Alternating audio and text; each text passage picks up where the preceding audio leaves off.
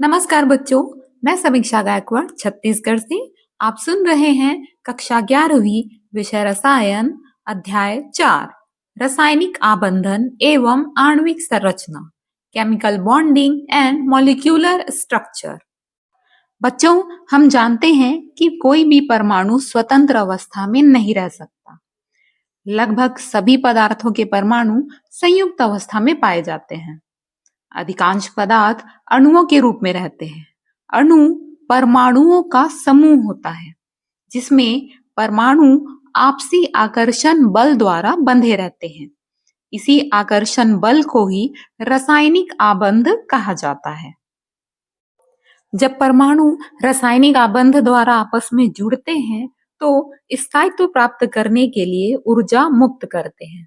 इस प्रकार बंधित अवस्था में परमाणुओं की स्थितिज ऊर्जा उनकी स्वतंत्र अवस्था में स्थितिज ऊर्जा की तुलना में कम होती है।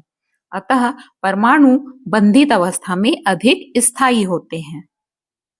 संयोजी इलेक्ट्रॉन, वैलेंस इलेक्ट्रॉन।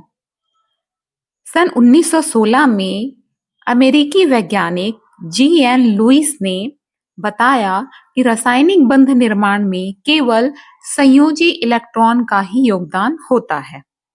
तो आइए जानते हैं कि संयोजी इलेक्ट्रॉन किन्हें कहते हैं।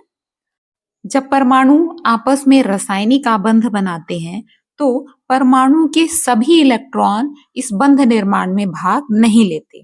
केवल बाह्यतम कोश में उपस्थित इलेक्ट्रॉन ही रासायनिक बंध में भाग लेते हैं और इन्हीं इलेक्ट्रॉनों को ही संयोजी इलेक्ट्रॉन कहा जाता है तथा बाह्यतम कोश को संयोजकता कोश कहते हैं।